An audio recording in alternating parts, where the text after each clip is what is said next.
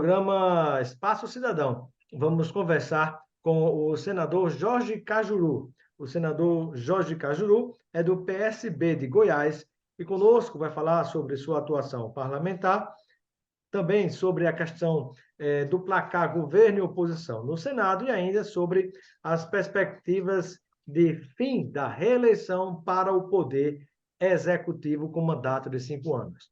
Eu inicio dando as boas-vindas ao senador Jorge Cajuru ao nosso Espaço Cidadão. Bem-vindo, senador.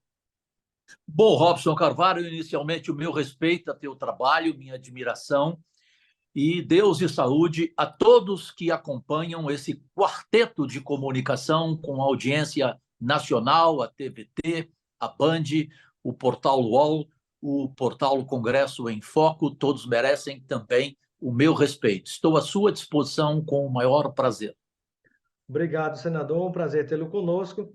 Eu inicio a nossa entrevista perguntando sobre o que é que o senhor poderia destacar, né, em relação a essa novidade, né, já de imediato, teremos aí como um primeiro projeto a ser apresentado, né, a ser colocado para discussão, para votação pelo senador já reeleito Rodrigo Pacheco, que vai tratar de um ponto importante, né, que muitas pessoas falam sobre isso, que é a possibilidade de fim da reeleição no Poder Executivo, senador. Bem, Robson e senhoras e senhores, meus únicos patrões, eu fiquei muito feliz ontem na reunião dos líderes do Senado. Eu sou um dos líderes pelo histórico PSB, de 80 anos, quando o presidente Rodrigo Pacheco cumpriu a sua palavra dada em plenário no ano passado. A primeira propositura do ano para se colocar em discussão no plenário e em votação será a minha PEC, de minha autoria, histórica ela, que propõe o fim da reeleição nos poderes executivos para prefeitos, governadores e presidentes da República. A minha proposta, Robson, é o mandato de 4 anos ganhar mais um ano, ou seja, o mandato, então, a partir de 2030 só, seria de 5 anos. 5 anos. O projeto meu é esse, a minha PEC é essa. E depois de 5 anos, sem o direito da reeleição. Começo por aí a minha proposta e penso que o ideal é avançarmos nessa minha PEC histórica com os demais senadores e senadoras, tentando o fim de eleição a cada 2 anos. Ou seja, todas as eleições apenas juntas de 4, aí no caso, para presidente, governador e prefeito, há 5 anos, o mandato. Mas, enfim, o fim dessa coisa aberrativa, que ninguém concorda no Brasil, obviamente, que é a eleição a cada 2 anos, Robson. Eu tenho certeza que você concorda. E é isso que o presidente Rodrigo Pacheco deixou claro ontem, como a nossa primeira ação neste ano, já neste mês de março. Muito importante, senador. E nós sabemos, né, que quando um prefeito, governador, presidente começa a alinhar o barco, né, para começar a navegar, já iniciam as turbulências, né, porque vem as eleições municipais e, na sequência, depois das eleições municipais, já começa a tentativa de reeleição desses governadores, prefeitos, desses governadores e presidente também, no caso, né? E realmente é muito importante que a gente tenha essa possibilidade de fim da reeleição com mandato de 5 anos e, mais especialmente ainda, que haja a coincidência das eleições, para que quem for eleito, né, tenha um tempo para conseguir realmente governar. E isso, senador, e aí eu lhe parabenizo pela iniciativa, traz algo muito importante também, que é aquela história de usar mandatos como trampolim. Eu me elejo vereador, aproveito os 2 anos do mandato como vereador para tentar, já na outra, sem cumprir o mandato de vereador, ir para deputado estadual. Às vezes, o contrário também, né? Você se elegeu para deputado federal ou senador, daqui a pouco renuncia para tentar ser prefeito ou para ir para um outro cargo, né? Então, é muito importante realmente que a gente tenha uma boa discussão sobre esse assunto e, quem sabe, aprovação. E aí eu lhe pergunto, senador Jorge Cajuru, o Porque, que é o que você... Robson, Sim, pode falar, não, só senador. rapidamente, me perdoe, só algo que quero acrescentar. A sociedade brasileira, Robson Carvalho, e vocês aí do outro lado, fiquem com suas opiniões, mas ela já viu que a reeleição no poder executivo, desde Fernando Henrique Cardoso, é 100% o caminho para a corrupção. É inevitável, numa reeleição, não haver corrupção. Portanto, você tendo um mandato de 5 anos, você tem a chance de fazer história, de fazer diferença numa gestão com um prazo ideal, 5 anos. Agora, reeleição no Brasil não dá. Reeleição rima com corrupção. Senador Jorge Cajuru, e quais as chances de, após uma ampla discussão no Senado, de que esse projeto seja aprovado? Eu tenho certeza absoluta que ele será aprovado. Eu conversei com os principais líderes do Senado, os nomes mais importantes e mais respeitados em suas bancadas, e eu vi unanimidade. Alguns, como Jader Barbalho, ele deseja fazer uma emenda, mas concorda com a minha PEC, com a minha proposta. O senador Rogério Marinho também concorda, mas quer fazer emenda. Emendas serão aceitadas, evidentemente, de acordo com o conteúdo de cada uma. Agora, que a proposta de minha autoria em si terá aprovação pela primeira vez na história do país, eu não tenho nenhuma dúvida. É para ficar na história o fim da reeleição no Executivo. Senador Jorge Cajuru, e esse tipo de proposta, ele vai tramitar, vai a plenário, vai para votação através de que tipo, digamos assim, de instrumento legislativo? Vai ser uma PEC, vai ser um projeto de lei? E se é um tipo de assunto que encerra no Senado ou se ele ainda desce para a Câmara?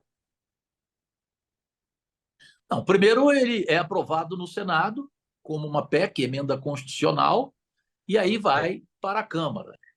Essa é a tramitação normal. O presidente Rodrigo Pacheco já quer no plenário, mas poderá antes passar pela CCJ, não sei quem vai ser o presidente dela, ou Davi Alcolumbre ou o Carlos Portinho, os dois concordam com a minha proposta, portanto, não faz diferença se passar inicialmente pela CCJ e depois para o plenário. Perfeito.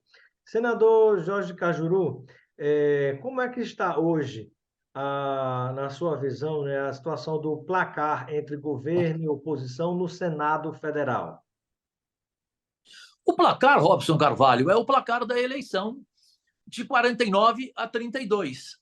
São 49 na base do governo Lula e 32 oposicionistas, a maioria bolsonaristas. Já os 49 e apoiam a base do governo Lula não são, em maioria, lulistas. Né? São ou independentes ou de partidos que preferiram apoiar o Brasil, que preferiram serem patriotas e não jogar contra o país. Porque ser contra o governo Lula é, para mim, ou fanatismo ou não amar o país. Agora, você discordar do governo Lula nas suas ações é outra coisa. Portanto, é um placar favorável à situação, à base do governo, vai continuar assim. A princípio, pela reunião de ontem dos líderes no Senado, em que eu estava presente, eu senti a vontade de pacificação. Eu achei muito bonito, de uma harmonia, de uma convivência boa, sem agressão, sem desqualificar colega, até porque, para discordar, a gente não precisa desqualificar ninguém. Eu penso que aquela tensão que houve na eleição, com o combate nas redes sociais de bolsonaristas que não admitiam um senador votar em Rodrigo Pacheco, eu respeito os bolsonaristas que fizeram esse trabalho. Agora, eles precisam também entender que cada um tem a sua opinião. Que você não pode ser forçado a ter uma opinião de uma outra pessoa, né? Você pode concordar com várias opiniões e sugestões de pessoas que acompanham o seu mandato. Agora, você tem que ter opinião própria. Você não pode se basear em rede social para escolher o que é melhor para o Brasil.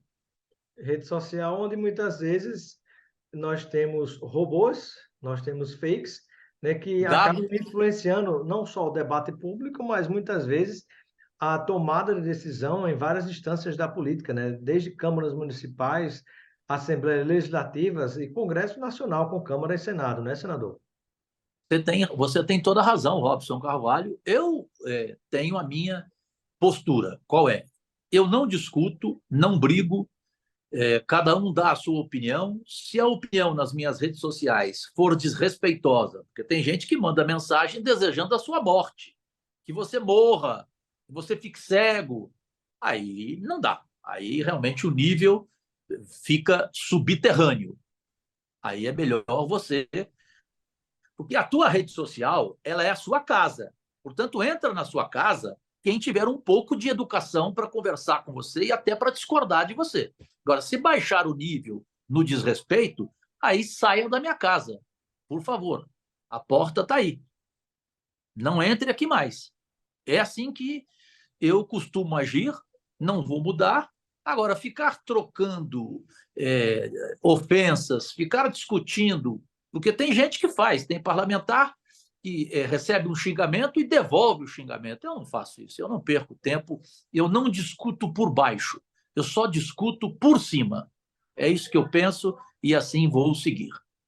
E nesse cenário, senador, qual é a sua posição na hora que chegar para discussão e para votação um projeto de lei ou uma PEC, né, que se tente regulamentar a atividade das empresas privadas de comunicação, que são as plataformas de rede e mídias sociais digitais? São empresas, inclusive, estrangeiras.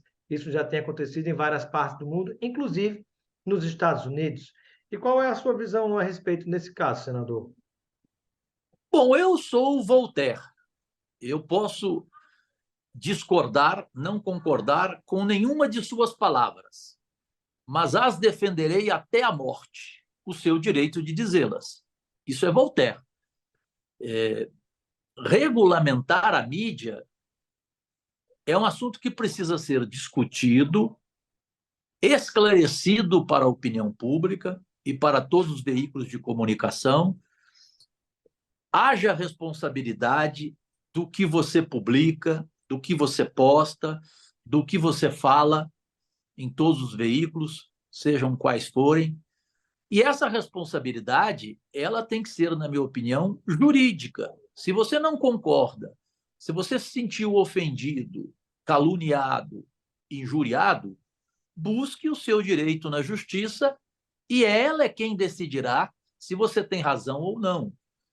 Aquele que couber a responsabilidade, há uma punição. Se você não falou a verdade, se você inventou, se você criou um fake news, você precisa ser punido. Ponto. Agora, a ameaça de fechar veículos de comunicação, de caçá-los, de processá-los sem nenhum embasamento, aí tem limites. É como há, por exemplo, senador, né? E aí é importante destacar que há uma diferença entre censura, que não é o caso, que ninguém defende isso, e regulamentação, porque a liberdade de expressão, opinião e pensamento é diferente, por exemplo, da liberdade de agressão. Tudo bem Claro. discordar, colocar uma opinião em contrário, mas a liberdade de agressão, de xingamento, de disseminar conscientemente notícia falsa, especialmente em áreas tão fundamentais como a área da saúde, como que a gente vê em relação à vacina e outras coisas, né? Me parece que aí tem que haver uma regulamentação, né? Como na hora que tem algo que seja publicado errado, não intencionalmente no veículo de comunicação tradicional, como rádio, TV, jornal, há uma punição, me parece que o mesmo deve haver para disciplinar nesse tipo de comportamento, né, que acontece utilizando-se como instrumento essas redes e mídias sociais digitais. O senhor acha que dá para pensar por aí também? Penso como você, Robson Carvalho, e vou além. Eu que acostumei em 40 anos de carreira nacional, na televisão brasileira, no rádio, com o futebol. Houve limite, porque antes não havia regra, não havia punição às torcidas organizadas no futebol brasileiro. Você via morte em estádios da forma mais cruel, né? Você via o sujeito com um pedaço de pau simplesmente matando um outro torcedor do outro time, num Fla-Flu, num Atlético e Cruzeiro, num Grenal, num Bavi, num Palmeiras e Corinthians, São Paulo e Corinthians, matando mesmo, né? A, a, a paulada na cabeça era até morrer. Eu vi isso ao vivo no Mineirão, numa briga de torcida organizada. E vi várias vezes na minha vida. No Pacaembu, tem aquela cena da Taça São Paulo de Júnior que não sai da minha cabeça até hoje. O torcedor no alambrado, a maneira como ele morreu. Isso, felizmente, no futebol acabou. Ou diminuiu bem, bem mesmo, né? Ainda não 100%, mas demais. Só que a política, nesses últimos 4 anos, com o ódio implantado nela, conseguiu superar o clima de torcidas organizadas, né? Esse amor e ódio. Então, ou você é Bolsonaro, ou você é Lula. Eu vi mães brigando com filhos para valer, de não conversarem mais, irmão com irmã. Eu vi divórcios de amigos de infância, porque a esposa, amiga minha de infância, era Lula, o marido Bolsonaro. A que ponto chegamos? Pelo amor de Deus, velho. Então, isso é que precisa ter um basta. Senador, e que outro ponto o senhor poderia destacar de sua atuação parlamentar? Algum projeto de lei que o senhor já tenha apresentado ao longo desse primeiro período do mandato que o senhor já chegou a cumprir? Robson Carvalho, primeiro, obrigado por esse espaço que você permite que eu dê satisfação aos goianos e goianas e a todo o Brasil como senador da República. Eu sou, orgulhosamente, o senador de maior número de projetos. São 173 projetos em 4 anos de mandato. Sou campeão absoluto na história do Senado, não é nessa legislatura. Ninguém nunca apresentou tantos projetos de lei e PECs como eu. Minha obrigação, nada mais, mas que a sociedade saiba, que a opinião pública tenha conhecimento disso. Também sou o senador da República que mais usou a tribuna em 4 anos de mandato, porque sou atuante. Em 4 anos, só faltei 4 vezes, as 4 porque eu estava na UTI do Hospital Sírio, por ter tido um AVC no plenário, no dia 19 de novembro de 2019. Depois eu tive uma Covid, mas felizmente fui internado numa sexta-feira, dia que não tem sessão.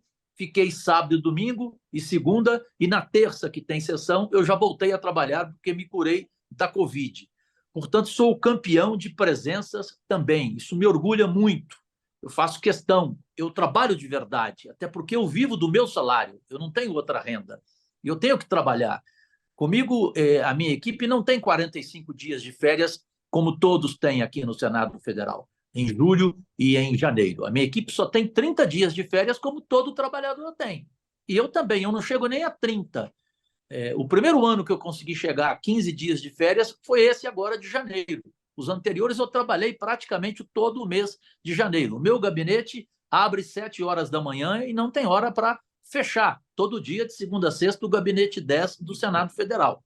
A minha equipe trabalha de verdade. Esse meu mandato é pautado por isso e por proposituras interessantes. Pela primeira vez na história do Brasil, um parlamentar apresentou um projeto para os diabéticos, e eu criei os primeiros centros diabéticos do Brasil em Goiás, começando com Goiânia e Rio Verde, e agora outras cidades do interior que terão a inauguração de um centro diabético referencial e completo. Tanto que Romário quer fazer o mesmo que eu fiz, a Mara Gabrilli em São Paulo, o Pacheco em Minas, o Girão em Fortaleza, o Oriovisto no Paraná, e outros querem não me copiar, seguir o que eu fiz.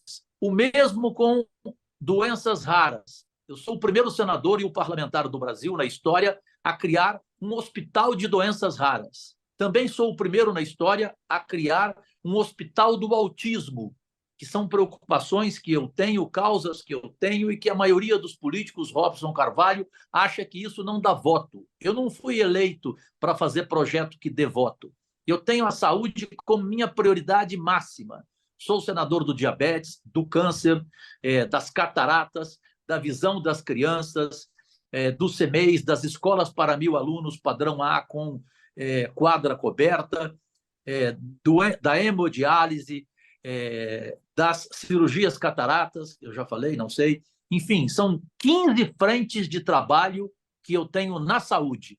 Esse é o meu mandato até agora, e nesses 4 anos restantes, dos meus 8 anos de mandato como senador orgulhosamente escolhido e eleito pelo Estado de Goiás, a quem devo gratidão eterna, vão ser fundamentais, porque o que eu vou investir na saúde em Goiás, pode ter certeza absoluta, e comparar, nunca nenhum senador da história de Goiás investiu tanto na saúde. Eu não sou senador de trator, eu sou senador só de hospitais, maternidades, centros oftalmológicos, diabéticos, autismo, doenças raras, CIMEIs, educação, enfim, esse é o meu trabalho. Não me liguem pedindo retroescavadeira.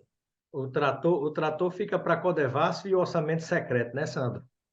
E para muito picareta que precisa ir para a cadeia porque roubou na Codevasp. Né? Infelizmente, tem muita gente que o Ministério Público Federal já está atrás e vai ter surpresa logo, logo aí, né? Com gente que pegou dinheiro para valer mesmo, dinheiro público, com essa história de mandar maquinário, de mandar 1.000 tratores. Né? Ninguém é bobo, né? Quem Tem faz senador isso é envolvido porque com quer isso? 30% mesmo.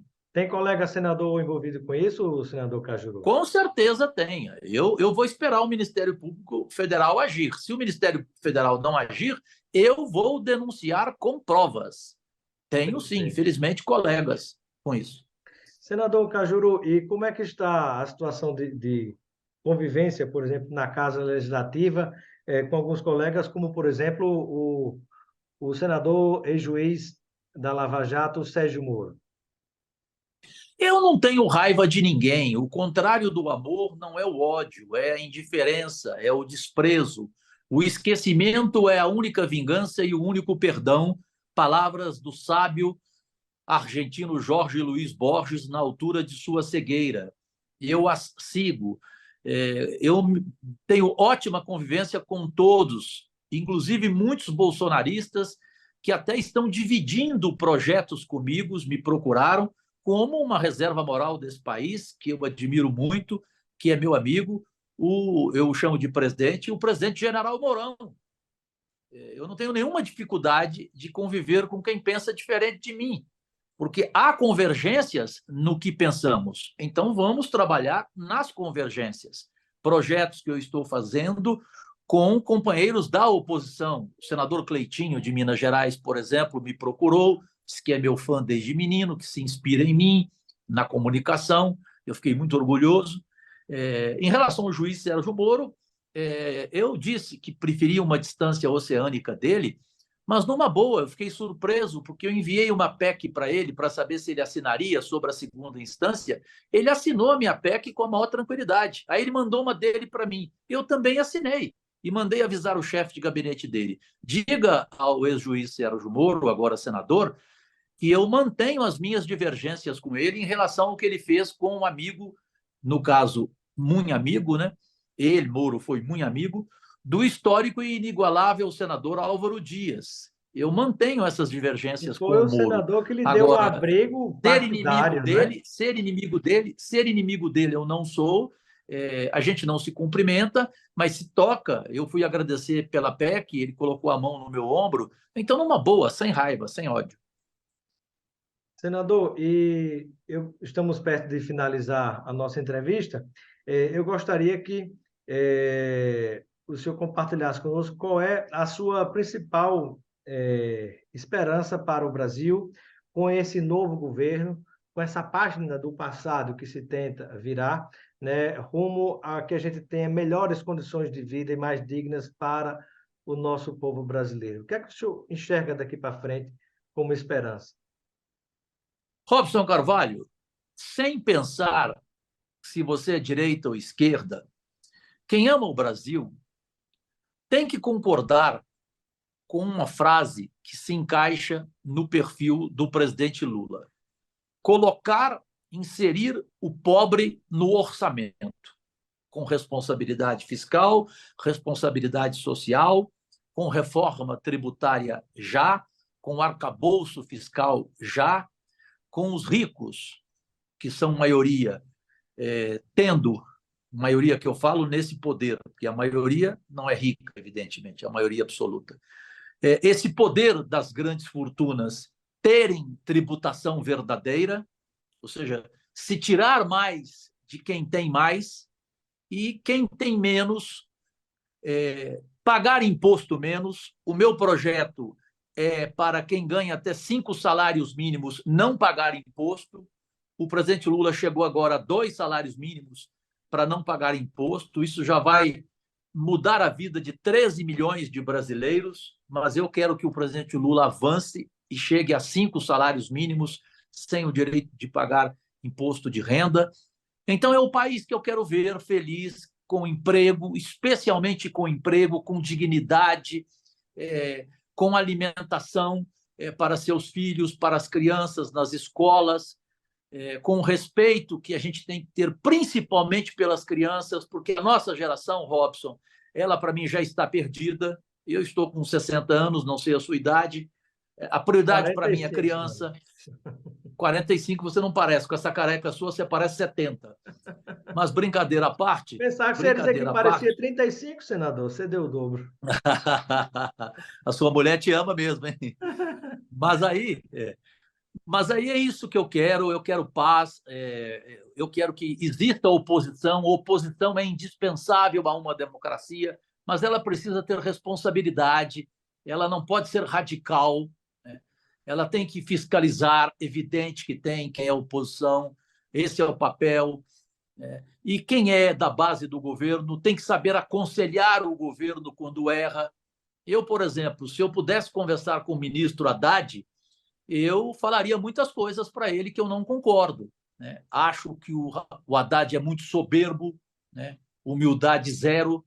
Agora, que ele tem competência, isso é indiscutível. Você querer dizer que o Haddad não tem competência, que ele não sabe nada de economia, aí não dá. Aí, para mim, beira a ignorância. Agora, que ele tem que baixar um pouco mais a bola dele, tem. Eu sou da base do governo e eu falo, eu não sou puxa-saco, eu não sou bajulador. Não contem comigo para bajular, né? Eu, quando vou em reuniões do governo, eu não fico lá pedindo nada em troca. Perfeito? Muita gente, a maioria pede, ou seja, apoia o governo porque ganhou tantos cargos, porque ganhou isso, ganhou aquilo. Eu não tenho jeito do cara falar, o Cajuru me pediu isso. Qualquer coisa que eu pedi, eu vou dizer o que foi e toda a população vai concordar comigo porque foi um pedido justo.